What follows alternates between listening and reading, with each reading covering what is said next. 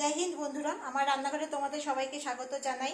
तो आमी एखन करब मुसुरिर डाल किछु सब्जी दिए मुसुरिर डाल पालং पाता तो सब्जी दिए मुसुरिर डाल करार जोन्नो आमी एखाने मुसुरिर डालटा निये निয়েছি भालो करे धुए निয়েছি एटाके।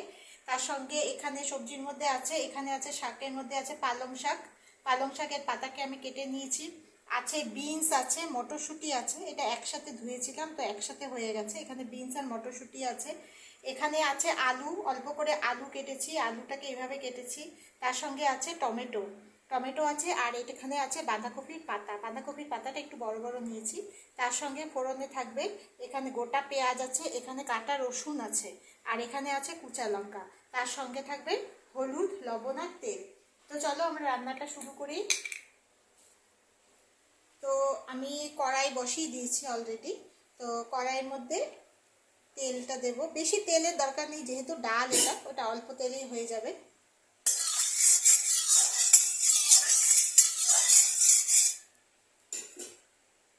তো তেল গরম হয়ে গেছে, আমি এখানে শুকনো লঙ্কা ফোড়ন দিয়ে দিলাম। তার সঙ্গে দেব রসুন কুচি। এটাকে একটু নেড়ে এটার মধ্যে দিয়ে দেব পেঁয়াজ কুচি।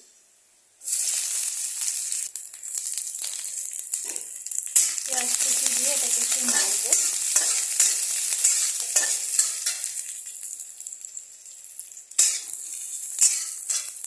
তারপর এখানে যা যা সবজি আছে সব আমি একসাথে এখানে দিয়ে দেব, লঙ্কা কুচি সহ একবারে এখানে আমি এটাকে ঢেলে দেব।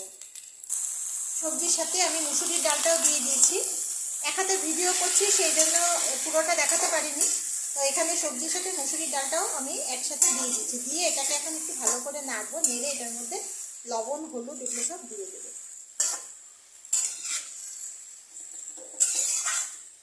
তোমরা চাইলে সবজির মধ্যে আরও অন্য সবজিও ইচ্ছা করলে যা যা খেতে ভালোবাসো সেগুলো অ্যাড করতে পারো।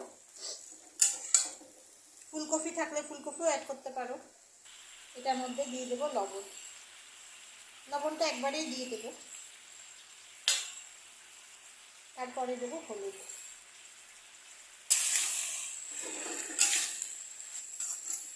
দিয়ে এটাকে একটু ভালো করে নেড়ে সব কিছুর সাথে মিশিয়ে দিয়ে এটাকে একটু ভালো করে নেবে। আঁচটাকে মিডিয়াম থেকে একটু কমিয়ে আমি এটাকে এখন ঢাকা দিয়ে দেবো। ঢাকনিটা উঠিয়েছি, উঠে এটা একটু মজে গেছে। ভালো করে এখন মজে যাওয়াতে কি হবে, এখন ভালো করে এটাকে মিক্স করতে পারবে।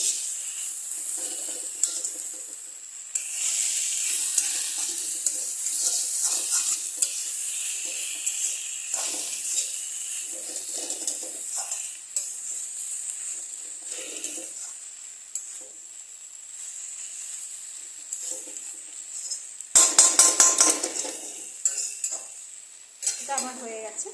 এখন এখানে আমি উষ্ণ গরম জল দিয়ে দেবো।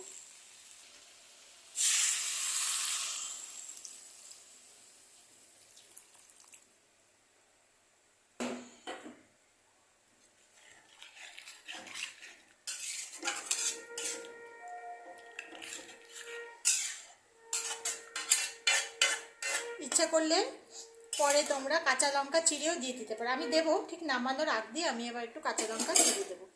তো এটা আমি আরেকটু জল দেব, দিয়ে এখন এটাকে আমি ঢাকা দিয়ে দেবো। দেখো আমাদের এটা পুরো হয়ে গেছে।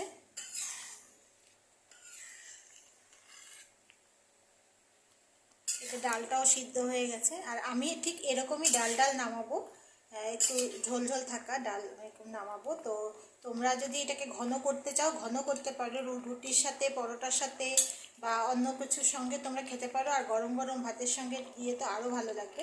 তো আমি ভাতের সাথে খাবো, তো সেই জন্য আমি এটাকে একটু এরকম ডাল অবস্থাতেই নামাবো।